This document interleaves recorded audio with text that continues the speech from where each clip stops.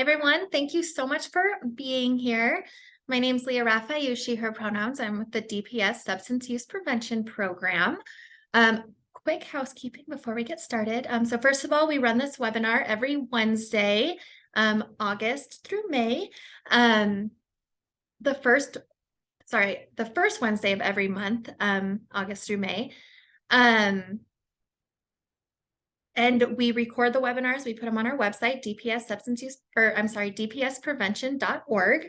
I will be sending out a follow-up email to this webinar that will include all of the resources that are mentioned in the webinar. And then also some information about upcoming events as well. With all of that said, I want to introduce our guest today. Our presenter is the Chief Success Strategist of Be Better Than Average, which is a consulting company that provides assessment and strategic insight into personal development, gangs and youth violence prevention, intervention and critical response, and post-incarceration support. He's also a former gang intervention specialist with GRID, which is the Gang Reduction Initiative of Denver. He has previously held the Director of Youth Violence Prevention position with the City and County of Denver, and is currently the Director of Gun Violence Prevention with the State of Colorado. Thank you, Jonathan McMillan, for being here. Thank you, Leah. Thank you. Boy, that was a mouthful. Thank you for introducing me. Good afternoon, everyone. Good afternoon, everyone. So, as Leah mentioned, my name is Jonathan. You heard all of my previous experience. One other thing I'll just add to that is that I also have quite a bit of lived experience in addition to like that professional experience. As growing up here in Denver in the 80s and 90s, I am a former gang member and a formerly incarcerated person. So much of what you are going to share with me today, and I'll share with you today, is coming from two different lenses, which makes up my vision for youth violence prevention. So working with our priority populations of our young people and the students that you all are working with every day. I want to take a moment to share my screen here. And I will admit, just off the bat, it's a little bit different here, not being able to see people's faces and whatnot. Let's see. All right, I think you all can see my screen now. So again, this briefly, what we'll be talking about relatively briefly today is some of this prevention and intervention strategies that I have used over the course of my career in doing youth violence prevention and working with communities, schools, and city agencies, city and state agencies to develop out youth violence prevention. So the foundation of how I approach my work is always from a public health lens. I tend to look at the world through as black and white. Things are either risk factors or they're protective factors. Risk factors which can contribute to a young person being involved or impacted by violence sometime in their lifetime, or protective factors, and those are the things that reduce the probability or likelihood or chances that they will be involved or impacted by violence, or help them develop resiliency. Oops, sorry, y'all, the phone's ringing. Help develop resiliency against some of those risk factors. So if you look here on this slide, one of the things that you will see at the very top, lack of parental supervision or involvement. That's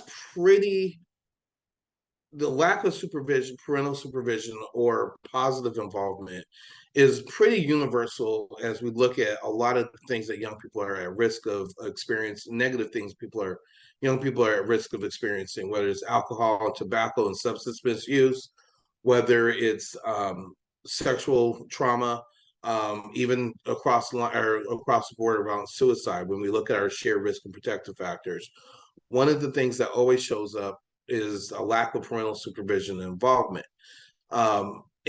While you all as educators and folks who are working in young people's lives outside of the home, um, obviously it's pretty important when you recognize that there may not be a strong relationship there between the child and their parent or their guardians, and so we want to be able to encourage and help strengthen those relationships. Trauma, again, is a risk factor that we tend to see across the board. Poverty and the social influences that the young people experience from their peers.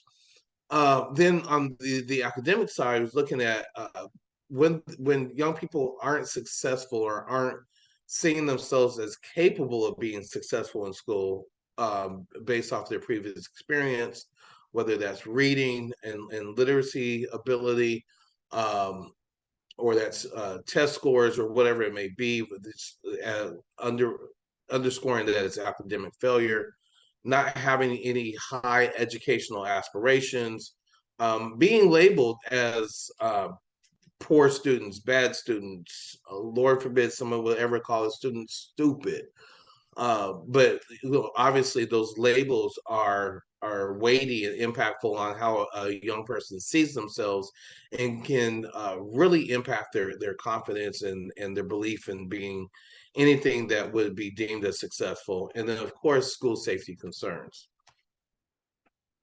So one of the things that underlines and helps inform my process of doing youth intervention, youth violence intervention, is a theory called Hershey's social control.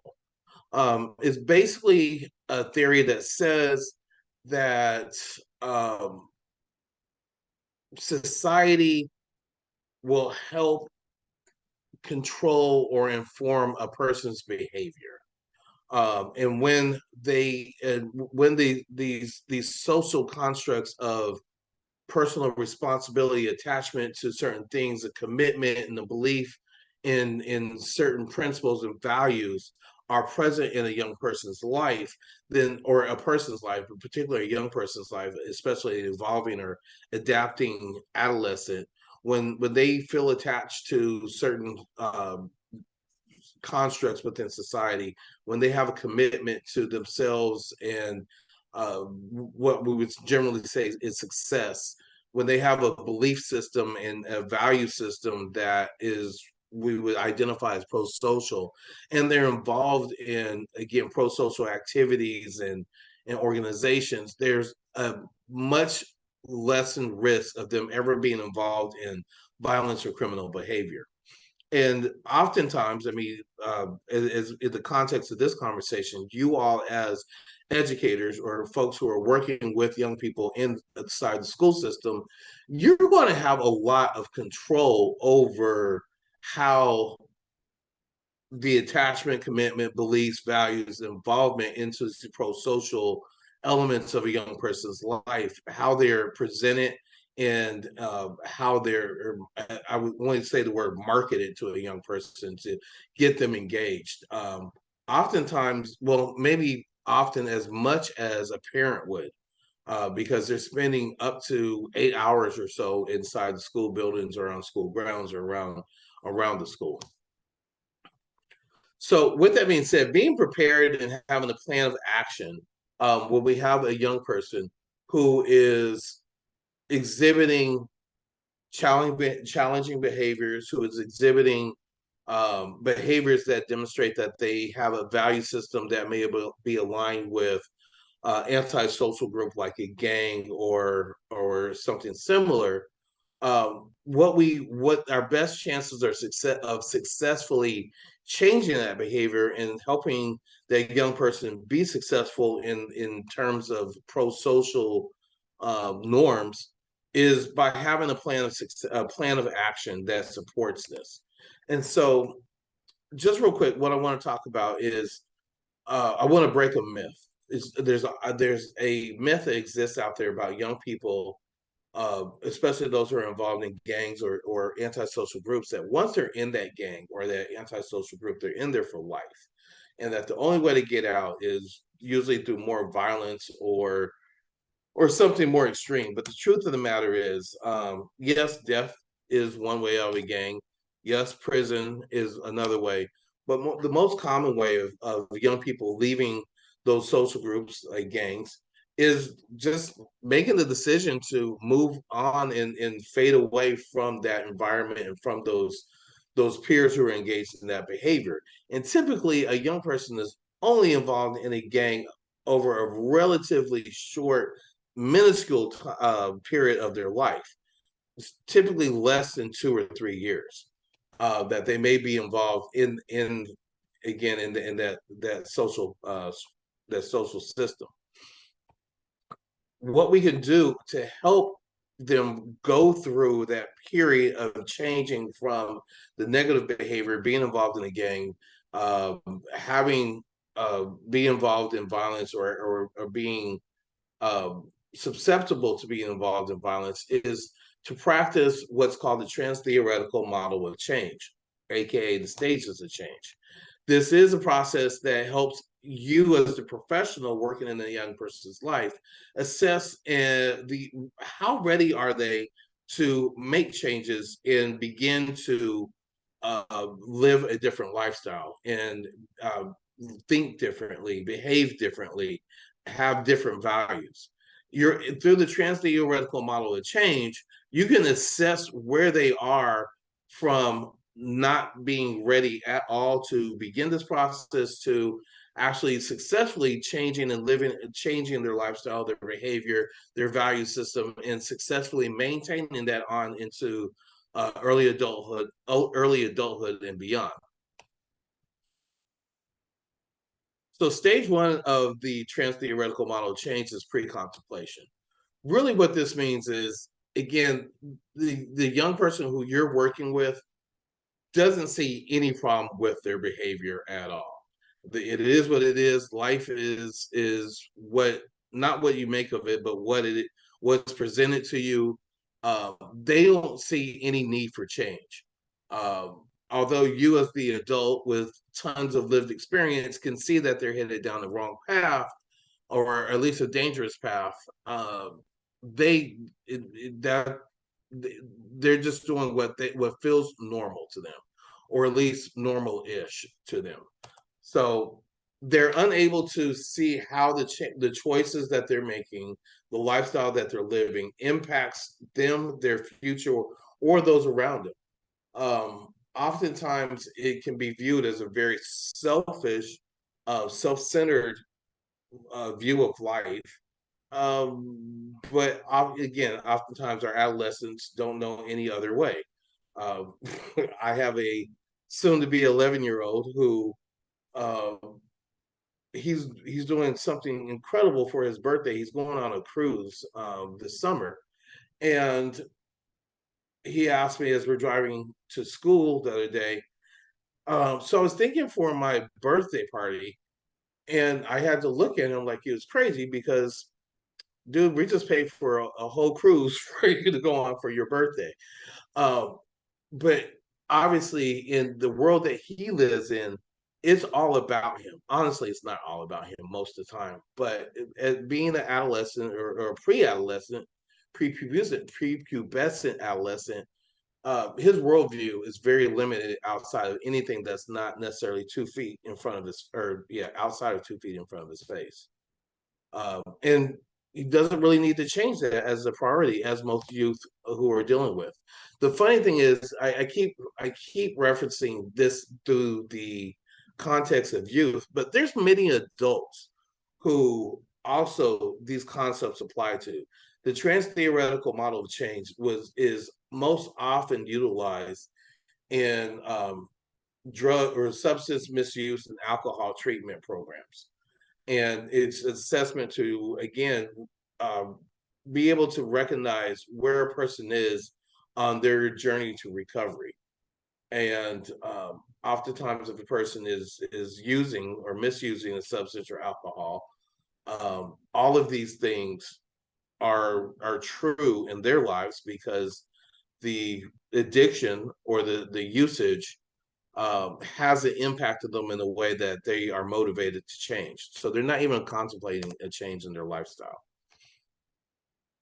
So when you're looking at what it looks like to be a part of, to be in that pre-contemplation space, um, some of the challenges that a person will be experiencing is, even if they did think about changing, they wouldn't know where to begin. And even thinking about changing their current lifestyle uh, would be overwhelming. And the way that they're living now, even if they're miserable, it feels normal. It's a comfort zone of, this is my life as it's been given to me, and I am able to control it as much as I can. And to think about changing anything, uh, maybe setting up the cue for feeling out of control. Oftentimes there's a sense of victimization, and that's why life is the way it is and why they're making the choices that they're making. This happened to me, and so I act this way because X thing happened to me. uh, the only way that I have control of my life and not let anybody abuse me, hurt me, um, abuse my trust, is if I act in X amount or in X fashion. I hurt people before they get a chance to hurt me, and again, it's the sense of control that um, fights against the sense of feeling trapped or hopeless. And there is a literal physiological reward that happens oftentimes from either, well, engaging in dangerous or violent behavior, of the dopamine rush that happens from either the engaging in the fighting or what that may be, or the risk of living in a risky lifestyle that you're always at risk of being engaged in violence of some sort. um then we got this, the interpretation and perception of cultural norms and identity.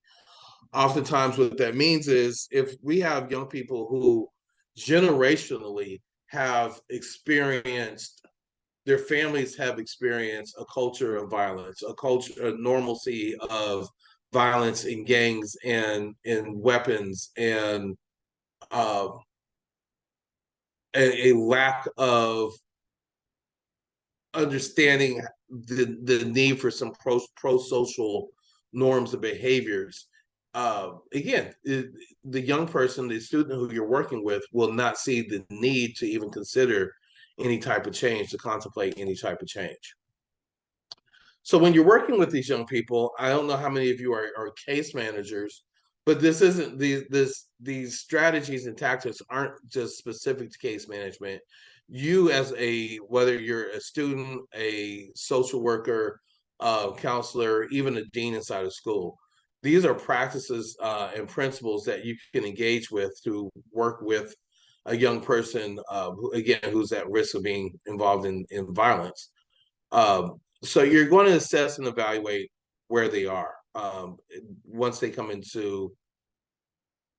onto your caseload and into a regular interaction with them. Figure out what's their mindset, what's their worldview, what's motivating, why they're acting this way, and then you start to develop a relationship with them. And I'm sorry, I should actually created a slide before this that emphasizes the importance and the necessity of developing authentic relationships with them, with whoever it is you're working with, as far as a student or a young person, because that is the secret sauce to success, is developing a core relationship, with an authentic relationship with them, that you really are getting to know who they are, they're getting to know you, and they begin to like, know, and trust you, so that you can have some measure of success when you start to engage in the strategies, tactics that will help them move along this continuum of change. You start to increase the build pressure to build the desire to change. When you're learning, developing a relationship with them, you're going to ask them about if they have siblings, if they have cousins, if they have people in their life who uh, they value and who they love, and who they consider important.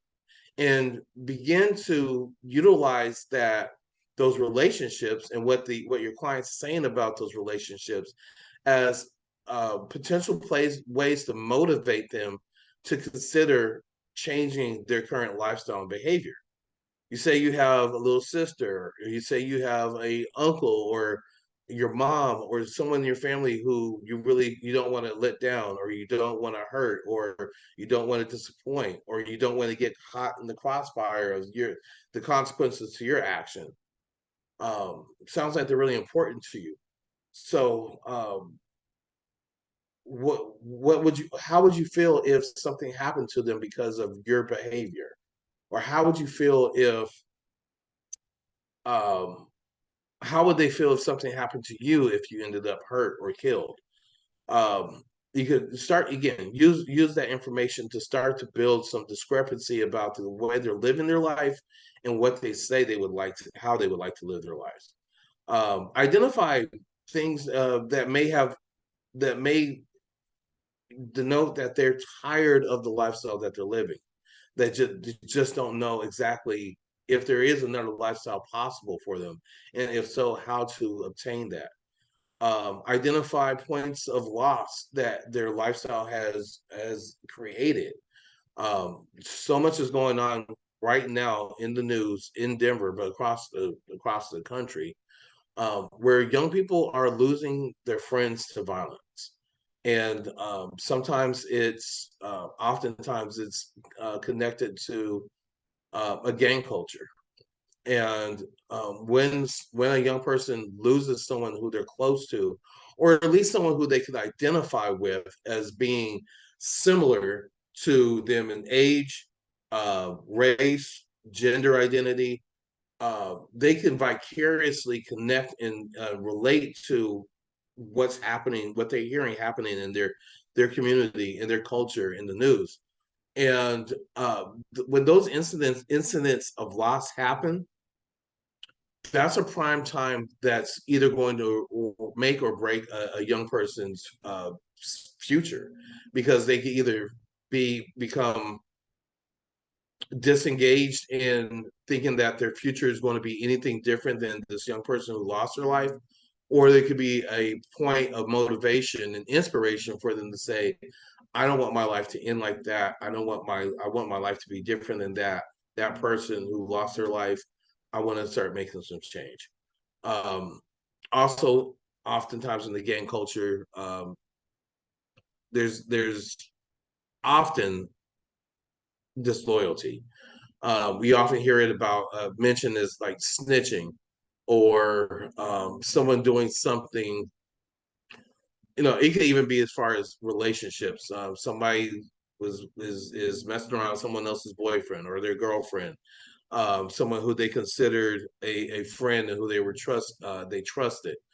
Those acts of disloyalty can be motivational points for for the young people to decide that they want to contemplate changing. And then system involvement.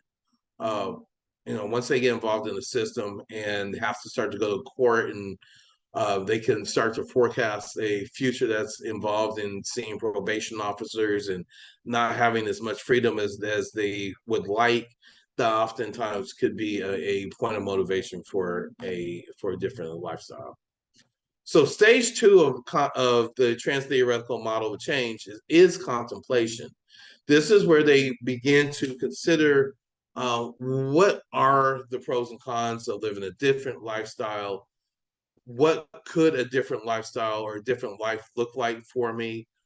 Um, you know what? I actually would like to get a job, or you know, uh, have people proud of me, and uh, maybe if they might have a child on the way, or someone important coming into their life who they don't want to disappoint.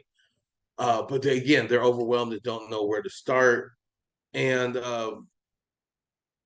they're looking for someone like you on this webinar right now, who can help them figure out what to do next. What's the next best step into moving into a different lifestyle, and someone who can help minimize the perception of how difficult it is to live that life. some of the challenges and the obstacles of the contemplation stage is everything you see here on the screen. Feeling hopeless.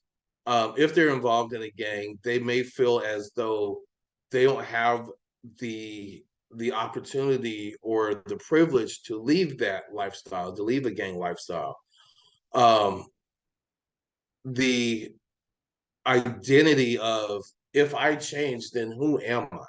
If I stop viewing myself as this tough guy or girl, uh, who isn't scared to fight, who looks for opportunities to fight or be involved in violence. If I'm not that person, then who am I?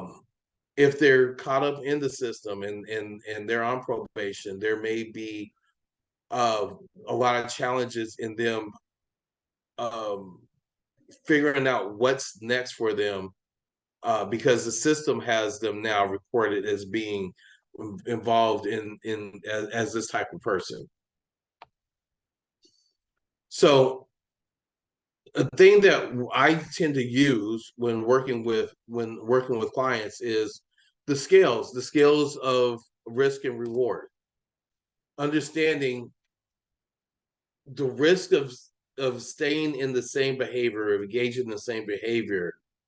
If you engage in the same behavior, what are the risks that you're going to experience, and what are the rewards? What are you going to get out of it? Again, sometimes all they get out of it is, and I won't say all they get out of it, what they're getting out of it is a sense of identity. They're getting a sense of security, a sense of control of the world that they live in, and changing their behavior and changing their identity. They risk losing that sense of control. They risk losing power. They risk losing their identity. So playing the same game is, if you change your behavior, what are the rewards of that? And going through that process with some intentionality and having those tough conversations. Oftentimes, people tend to overestimate the negative effects of any type of change. That goes for adults as well, right? So just leaving that there. We can help our clients focus on the benefits of change rather than difficulty. I look at this, I call this the great eight motivators. Everybody wants to be happy, have good family relationships. Everybody wants to be healthy. Everybody wants to be prosperous, or at least reasonably prosperous. Everybody wants to have peace of mind, have friends, and they want to feel secure, and they want to have hope in the future. As you're going through those conversations with your students, with your clients, and you're going over the scales of the risk and reward, you can look at these eight motivators and say, well, if you change your behaviors, it's going to help you be happy. Are you going to have a better relationship with your family? Are you going to be safe, healthy? I align safety with healthy. Are you going to be safer? Are you going to be healthier? Will you have an opportunity to define what prosperity is for you, right? Without having to worry about the consequences of illegal actions. That's the peace of mind. Are the friends who you would have around you, are they going to be people who encourage you, inspire you, assist you, advise you, and hold you accountable and help you be successful? Are you going to be a space where you feel secure? Will you actually have be able to look down and imagine what your life will look like in a year, 2 years, 3 years, 5, 10, 15 years from now? So all of those things are again prompts that you can have with your students and your clients in order to help them feel way more heavily on the rewards of a changed lifestyle.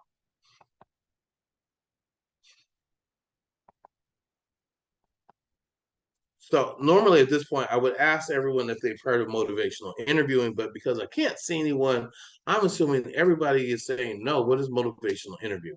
Motivational interviewing is a strategy to help people progress along the journey towards change by identifying the things that motivate them to want to engage in change and change behavior, and helping them process and critically think about what needs to happen, and what changes need to happen internally to for them to be able to reach their goals quicker, their goals along the lines of change. It's a very empowering process because it helps them recognize that they have what's uh, a stronger internal locus of control rather than the external locus of control. A person who's practicing motivational empathy, you're going to implement some of these strategies and practices, um, showing empathy. Again, that's a whole part of developing an authentic relationship, and being understanding as you're engaging in a conversation with them. Helping them identify the challenges of, you say you want this, but you're doing that. As, okay, are these, what you're saying, is that really aligning with your behaviors? And you say this person is really important to you, but you're doing things that are potentially disappointing them, or it could be harmful or hurtful to this person you say you care about. You're going to help them deal. Well, you're going to have to deal and develop the skill set of dealing with the yeah buts. That's the resistance. Yeah, but I guess, but I don't know. I say that, but that's going to be a whole part of the process of working with a young person or any person as you walk with them along their journey towards change. You're going to be working towards helping them feel empowered, help them feel like they are capable, in encouraging a sense of self-efficacy. I can do that. I can do this. This is something that I am able to do. And then also being able to encourage them to do this absent of your support, right? And being able to make good decisions for themselves, and make decisions that encourage and empower the lifestyle that they say they want to live. I'm not going to go, I mean, I just kind of went over the five pieces of motivational interviewing. And again, we're still in step two of contemplation as we talk about the trans-theoretical model of change. Other things that you can do as you're working with these young people is helping them set short-term goals. What is it that you want to accomplish in the next day? What is it that you want to accomplish in the next 3 days? What is it you want to accomplish in the next week?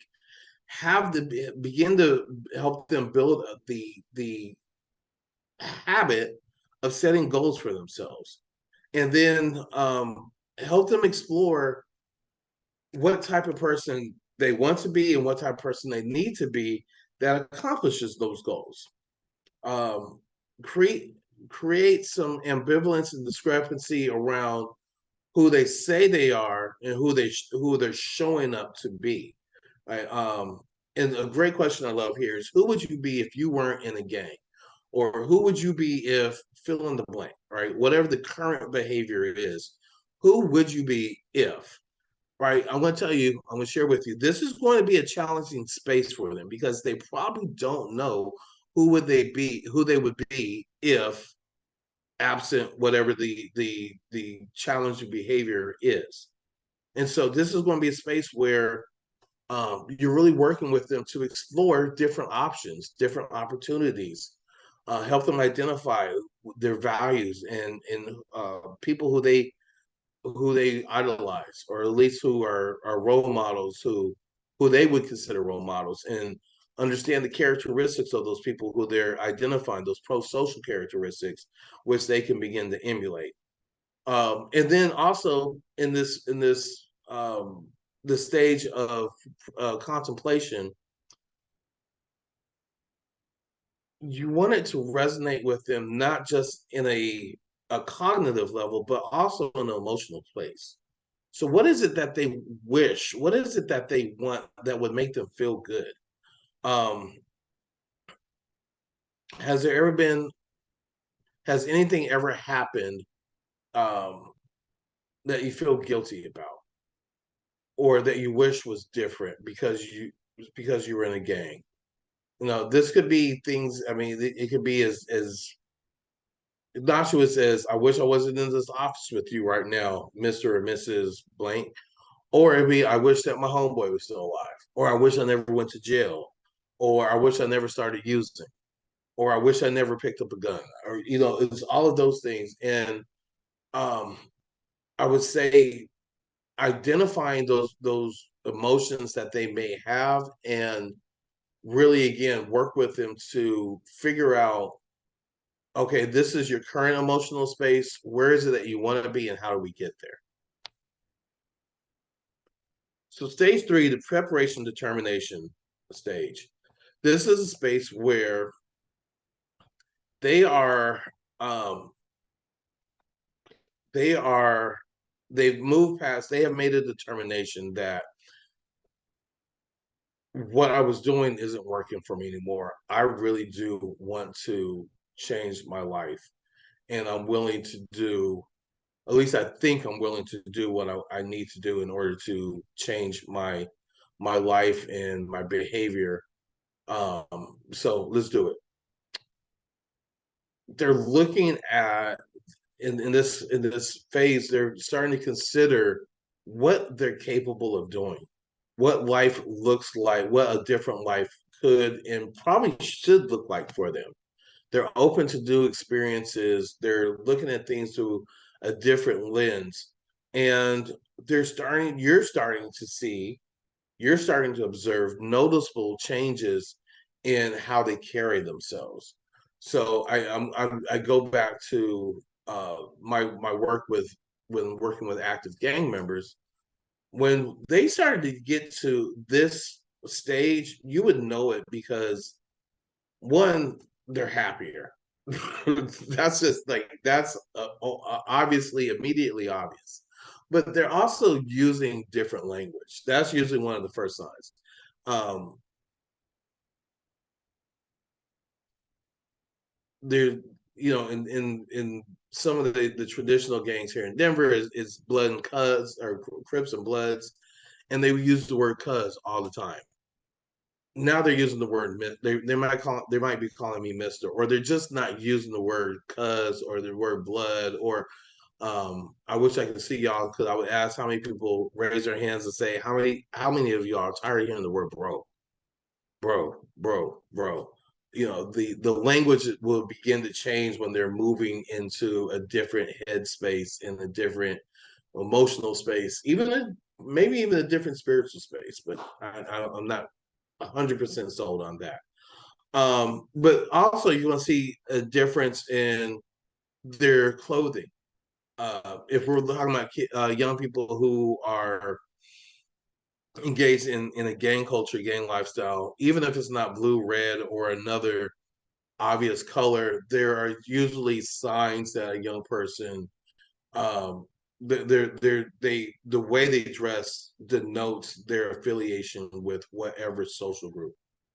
When they're at this stage three, they're not identifying, they're not using those signifiers anymore, because that's not necessarily who they see themselves as anymore. And so they're not putting on the uniform, or they're putting on less and less of the uniform at this point.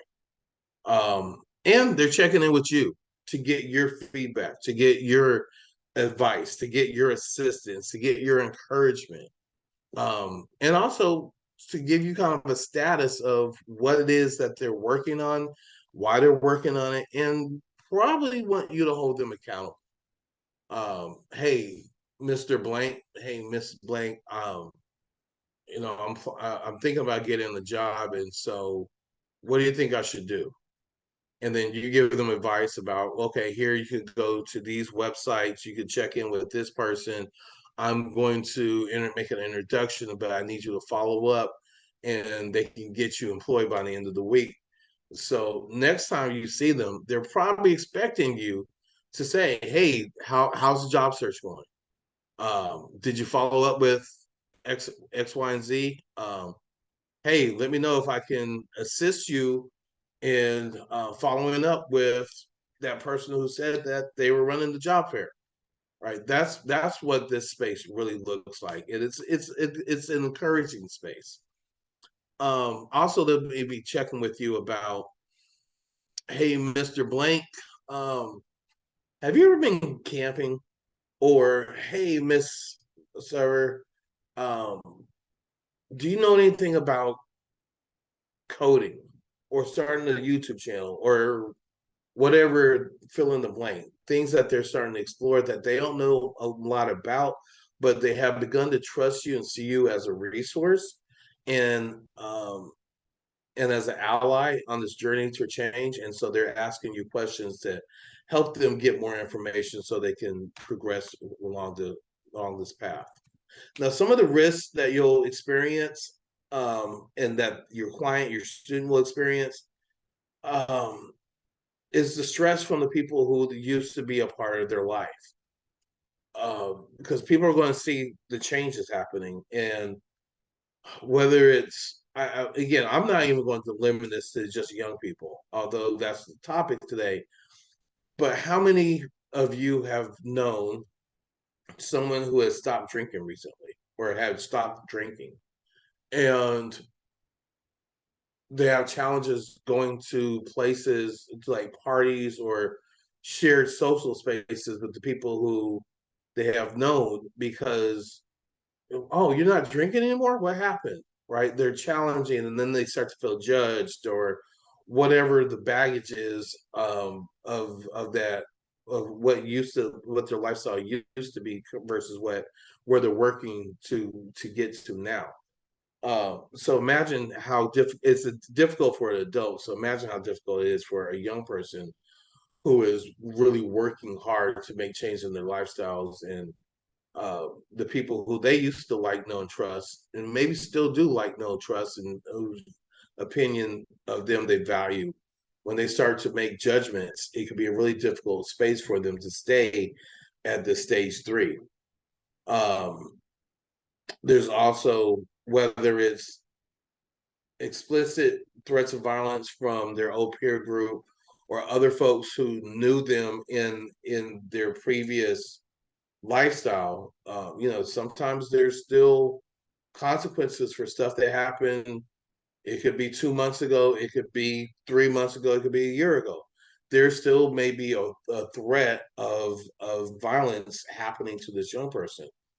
Or I would say there's even a threat that violence could happen not directly to this young person, but a loss of a peer or an incident that could happen that impacts them. Remember, again, oftentimes these young people are living vicariously through others who look like them and who they identify with.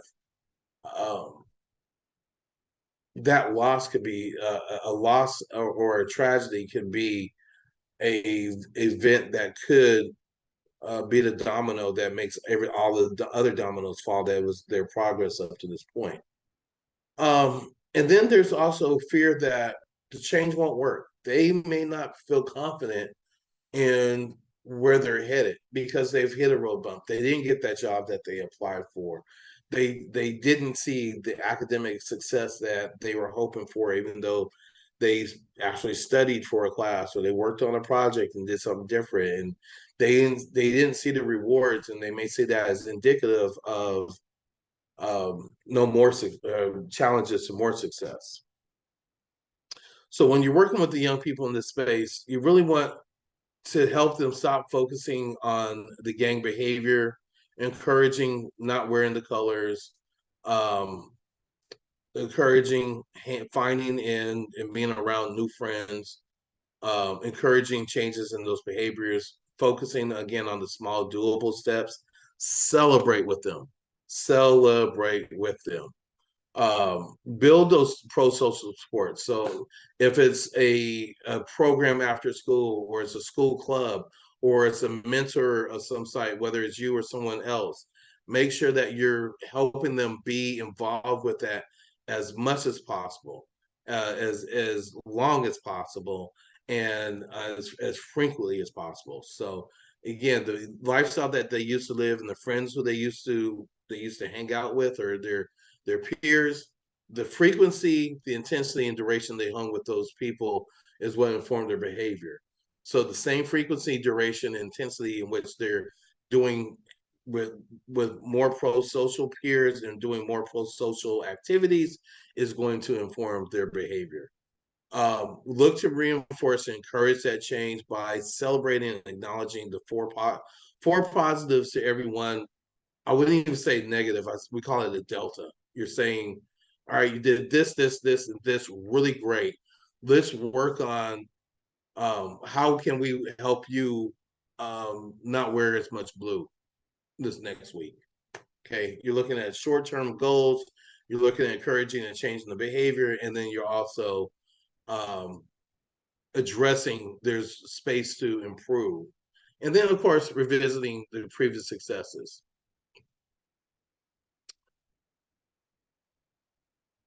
All right, looking at the Q&A. Yeah, I talked more about regional organizations. Possibly. I'm looking at the question, so possibly. I want to get through at least this last part right here in probably the next 3 minutes. Looking at the action stage. So as we talk about the trans-theoretical model of change, stage 4 is the action stage. This really is just an evolution of stage 3, where they have, in stage 3, they have made the determination that they're going to change. They've begun to prepare for it. Now all of that is in action. They're beginning to work on the new identity, the new behavior, the new values, and they're putting the rubber to the road. Same risks and obstacles exist as existed in the last stage. Again, there's also a change. There's a risk of, let's say something happens that's not necessarily as tragic as the loss of the life of a peer or someone who they identify with, but housing. Maybe they have lost their job, or their parents lost a job, or they've lost their housing, or something that's happened that has rattled the core of this new life that they're living. Again, it could be really easy for them to regress or relapse back into the old behavior. I'm encouraging you as a person in their lives working with them is, again, looking at ways to inspire, encourage, advise, assist, and hold them accountable to what they have said are their goals and who they want to be, and helping in every way that you can. Again, inspiring, encouraging, advising, assisting, and holding them accountable to that. Recognizing the progress, recognizing what they have done, recognizing what has taken to get taken to get to where they are in this journey of change. Reward that as much as possible, as much as rewarding it could be as little as verbally acknowledging the fact that you see their progress and you're proud of them. But it could be, maybe you're literally rewarding them with a gift card, or a trip to movies, or doing a dinner or something that is special to them. Review and revise the goals and the plans to accomplish those goals often. As often as you are seeing them, even if it's just passing in the hallway. What are we working on today? What are we going to get accomplished today? What is it that what was that step that we talked about last time that you said you needed to take in order to achieve X? Need any help with that? It's just those quick check-ins, but it's those quick check-ins that will relate to them that you are that trusted adult that's consistently involved in their life and encouraging their success and bought into their success. And then for you, this is you at this point really want to come up with a plan for how to respond to any challenges, any crisis that may come up in their lives. Right? We want to have a plan of what to do, what action steps, who to activate, who to connect to in case there's any type of emergency that happens in their lives. That could be the loss of a peer, the loss of a sibling, the loss of a parent. It could be a traffic accident, loss of a job. Like whatever crisis could come up in this young person's life, I want you to become be prepared in order to respond to it as quickly as possible, because when those crises happen, that is again a critical point in where the decision that they make on how to respond to that crisis can either be a relapse or regression into previous behavior, or it could be in uncharted territory if they don't know how to respond to a crisis as this new self that they are. And then stage 5, I'm just briefly going to talk about, that's the maintenance stage. That's you may be checking in less frequently, but you're still checking in. They may not be as reliant on you and your assistance and your resources. But you, as the trusted adult, are still reaching out just to make sure that things are good, and to see if there's anything that you can do to encourage or make sure that they continue into the new lifestyle. So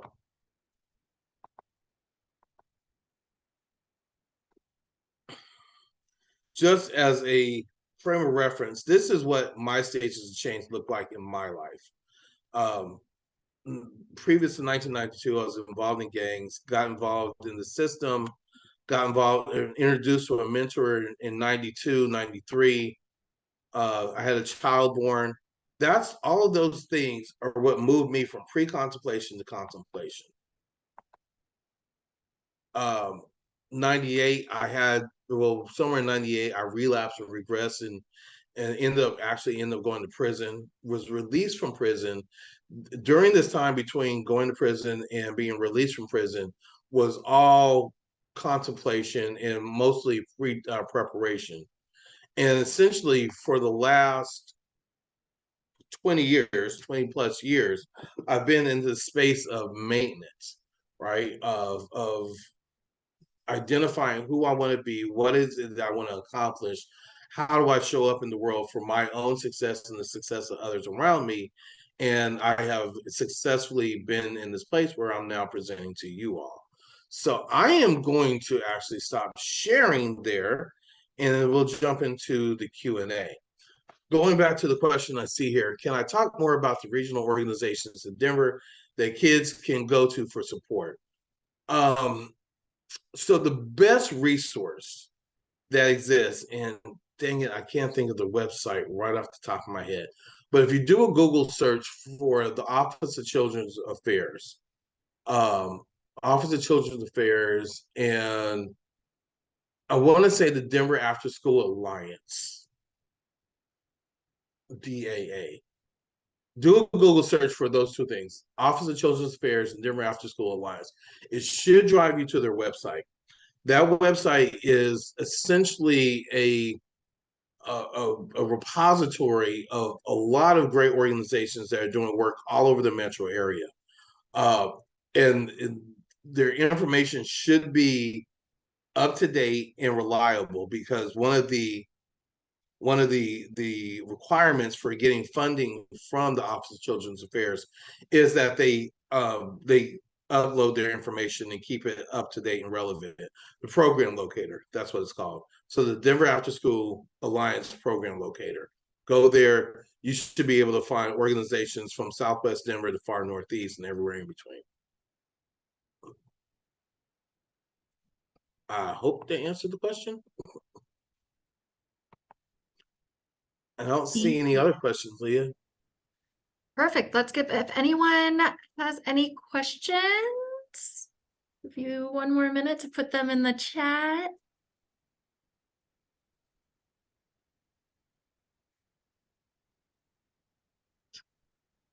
All right.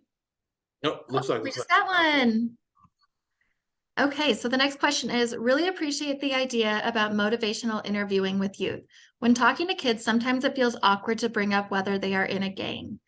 How can you advise on this? Who are your friends? Who you like hanging out with? It's just that simple. It's you don't necessarily. So let me phrase it this way. I would advise having a conversation with any young person, regardless if they're in a gang or not, the same way. As a small, developing human being, their gang choices, well, also their social choices, their behavior choices are all things that they have done because they were making the best decision they thought they were making at that time with whatever information they have and lived experience they have. So it's less about are you in a gang and more about who who is influencing your decisions and your decisions. Um, so just ask who are your friends, who you hang out with, what do you guys like to do.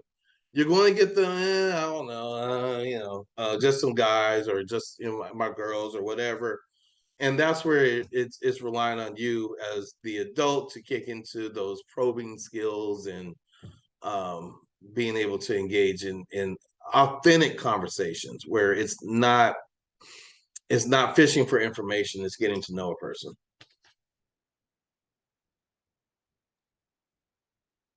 That's amazing. Thank you.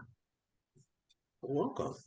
And we are coming up at time, and I have somebody who is staring, trying to get into the conference room I'm in right now. Uh, So, I just want to thank you. Oh, we do have one more. This was excellent. Thank you so much. I agree. For everybody on here, I am putting a quick Google form in here if you don't mind taking the time to fill it out. This does help us guide what we do for our next webinars. There's also a space for you to include your email address if you want information about our webinar that is happening in September, which will be our next one. Seems forever away, but that will come quickly. And again, Jonathan, thank you so much. I always learn so much when you join us. So I hope you have a great day. awesome. Thank you. Thank you.